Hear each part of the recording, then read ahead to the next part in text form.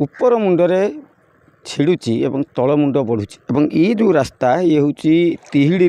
आरड़ी जोगाजोग करुचे रास्ता एवं ये काँपड़ा परर दृश्य एवं देखिपे एवं ये रास्त बर्तमान भरा पानी रही केवल गोटे जगह नुह ये रास्तार अनेक स्थान में पानी चलुची एवं स्थानीय लोकों कहवा कथा ये सालंदी एवं तार शाखा जो रहा नालिया तो तार पानी संपूर्ण भाव ये अंचल को प्रभावित करुच्ची एवं ये जो घरटी आम देखुं ये घर भीतर को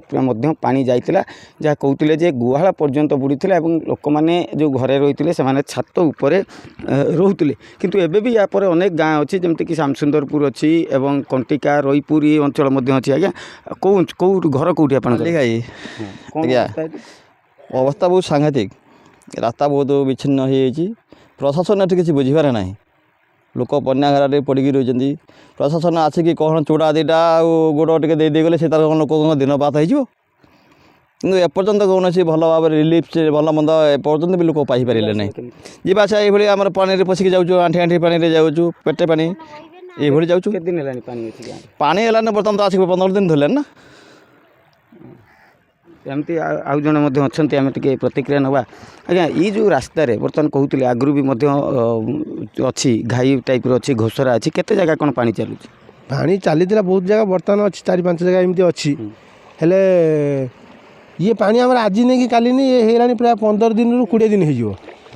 ये भी सुखिबनी एबे निहाती मस रु 1.5 मास पर्यंत हो कि सुखिबनी के अरे सब नई सुखिले भी आम सालंदी नदी आउ जो नालिया नदी ये नई सारे पानी प्रत्येक दिन पानी बढ़ुची दिन को निहाती 3 रु 4 इंच भाई पानी बढ़ुची अन्य आड़े देखते ए पानी सब आड़े सुखी कि आम ये रास्ता आम गाँव कौन देखते सब आड़े पानी बुड़ी रही है जगह एमती पानी घुसरा रही घुसुरा एटा कौन सर घुसुरा एटा रोड ना एटा मेन रोड तिहिड़ी आरडी रोडटा आप ये पानी घुसुरा केते पानी न हो घुसरा तो आम जंगे जंगे पानी आगे अच्छी देखी आसती आप तो निश्चित भाव में कहते आग को तो पूर्वर तो पानी विभिन्न जगह अच्छे आउ जड़े अच्छा मौसी आम टे प्रतिक्रिया नवा आज्ञा पानी कौ दिन ये ऊपर पानी कौ दिन पशिला ये पानी पा 15 दिन है पशिगला यही पानी टी कमिला आम से छातर उल्लैचु आतर थिनु सेमती ये गाँ लोक आसिक केतबले किए परिवा शाग भल मंद टे जोगाजोग कर दे जाउछन्ती से खाउछन आमती क्या कर दुख कष्ट कर चलुचु आ कौन साप बेंग सब विष आणिकी देनु आउ से कौन बिची पाउडर आउ सब करेन्ट नाई आई से घर सोलार आनी खाली छोट सोलार सब आणिक बस रही अंधार रही बटी फती पानी पीवा से गाँव लोक केत गाड़ी घोड़ा आसिक दे जाऊँ मुंडे आउ से आम गाँव बंधु बांधव लोक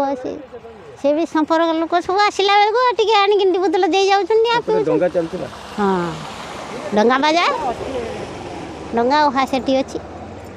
तो जहाँ शुणुले जे ये अंचल को एमती स्थिति होती जे डंगा साहाय्य से विभिन्न जो खाद्य एवं अन्यान्य सामग्री जोगाई दि जाऊला किंतु एबे पर्यंत जदिओ ऊपर मुंडरे जो राजघाट बा सालंदी राजघाट निकट में सालंदी नदीर जलस्तर विपद संकेत तले प्रभावित होची किंतु जेहेतु ये तलुआ अंचल तेणु ये अंचल में स्थिति समान रही लोक